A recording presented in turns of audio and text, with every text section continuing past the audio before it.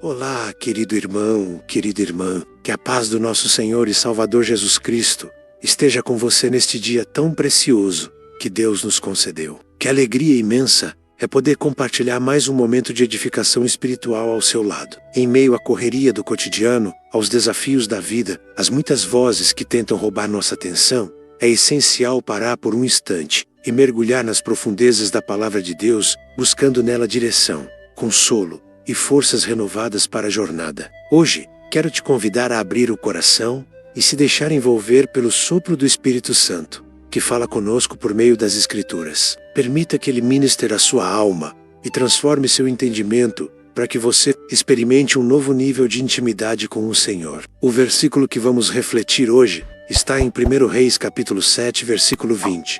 Os capitéis, pois, sobre as duas colunas, estavam também defronte, em cima do bojo que estava junto à rede. E 200 romãs em fileiras em redor estavam também sobre o outro capitel. À primeira vista, este versículo pode parecer apenas um detalhe arquitetônico, uma descrição técnica do templo que Salomão estava construindo. Mas, querido irmão, querida irmã, quando olhamos com atenção e pedimos discernimento ao Espírito Santo, percebemos que até nos mínimos detalhes há profundas verdades espirituais escondidas. O templo, como sabemos, era o lugar da habitação de Deus entre os homens. Cada pedra, cada ornamento, cada símbolo, tudo tinha um significado que apontava para realidades espirituais maiores e eternas. Assim também é com essas colunas e com as romãs que as adornavam. As colunas mencionadas nesse texto eram chamadas de Jaquim e Boas, segundo 1 Reis, capítulo 7, versículo 21. Elas ficavam na entrada do templo e simbolizavam força e estabilidade. A palavra Jaquim significa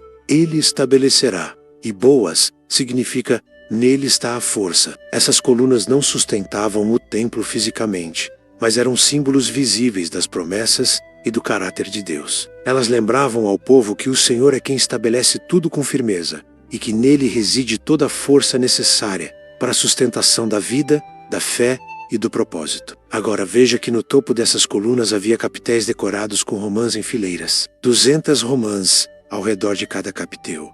E por que romãs? O que elas significam na linguagem bíblica? A romã, na Bíblia, é símbolo de abundância, fertilidade, beleza e da própria palavra de Deus. Em Cantares de Salomão, capítulo 4, versículo 3, o amado compara a amada a uma romã, dizendo: as tuas faces são como romãs entre as tranças. Em Êxodo capítulo 28, versículo 33. Vemos que Deus ordena que nas bordas do manto do sumo sacerdote fossem costuradas romãs, alternando com sinos de ouro. Isso mostra que a romã está diretamente ligada ao sacerdócio, à santidade e à adoração. Ou seja, a presença das romãs nas colunas do templo revelava que a entrada da casa de Deus devia ser marcada pela abundância de frutos, pela beleza espiritual, pela pureza e pela reverência. Se trouxermos essa imagem para os nossos dias, percebemos que a nossa vida espiritual também é como um templo, como afirma o apóstolo Paulo em 1 Coríntios capítulo 3, versículo 16.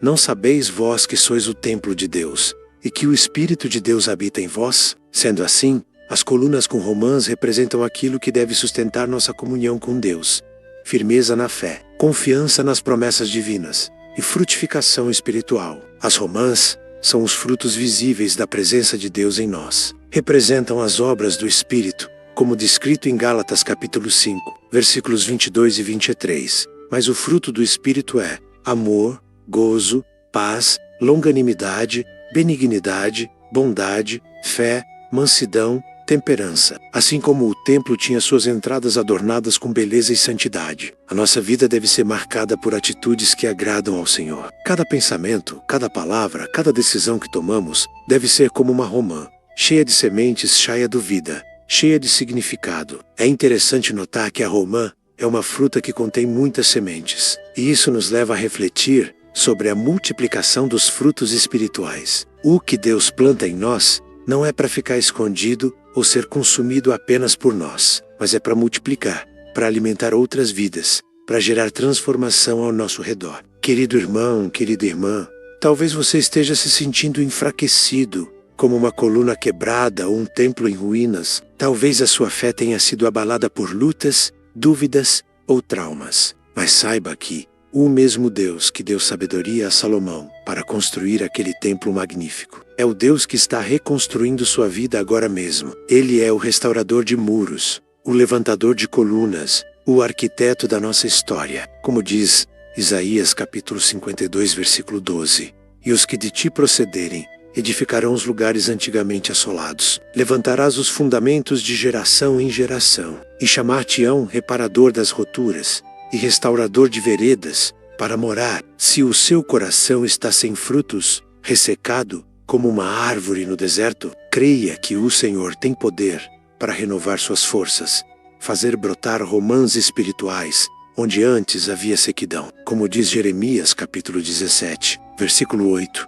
Porque será como a árvore plantada junto às águas, que estende as suas raízes para o ribeiro, e não receia quando vem o calor, mas a sua folha fica verde, e no ano de sequidão não se afadiga, nem deixa de dar fruto. Essa é a promessa de Deus para quem ouve a sua palavra e confia no seu nome. O que sustenta nossa vida, nosso templo espiritual, é a presença de Deus. Assim como as colunas com romãs estavam postas diante do templo, assim também a nossa vida deve estar posicionada diante do Senhor, adornada com fé, santidade e obediência. O Senhor está à procura de corações disponíveis, dispostos a se tornarem colunas em sua casa. Em Apocalipse capítulo 3, versículo 12, Jesus faz uma promessa poderosa. A quem vencer, eu o farei coluna no templo do meu Deus, e dele nunca sairá. Veja que a recompensa para quem persevera na fé é se tornar uma coluna inabalável no templo celestial. Neste momento, pare um instante e reflita. Como está a sua coluna espiritual?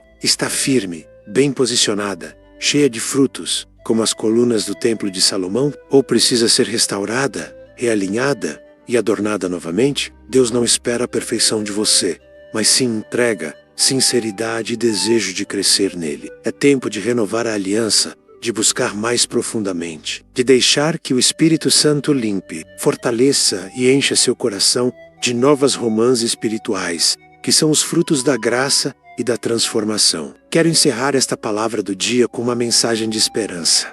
Deus continua construindo templos vivos. Você faz parte dessa obra. Ele não desistiu de você, mesmo quando você pensou em desistir. Ainda há tempo para florescer, para frutificar, para resplandecer com a beleza do céu. Mesmo que tudo ao seu redor esteja desmoronando, o Senhor é quem te sustenta. É Ele quem te ergue e te faz permanecer de pé. Ele é o arquiteto da sua restauração.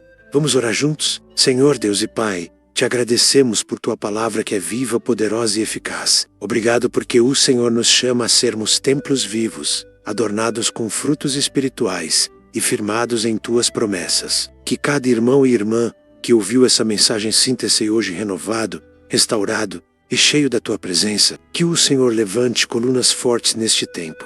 Homens e mulheres que não se dobram ao medo, à dúvida ou ao pecado, mas que permanecem firmes, sustentando a verdade, a fé e o amor. Em nome de Jesus. Amém. Se esta palavra falou ao seu coração, se você foi edificado por este momento de reflexão, não se esqueça de se inscrever no canal, deixar seu comentário aqui embaixo contando o que mais tocou sua alma e compartilhar esta mensagem com outras pessoas. Vamos juntos espalhar a luz do Evangelho e edificar vidas por meio da palavra de Deus. Que o Senhor te abençoe ricamente. E até a próxima palavra do dia.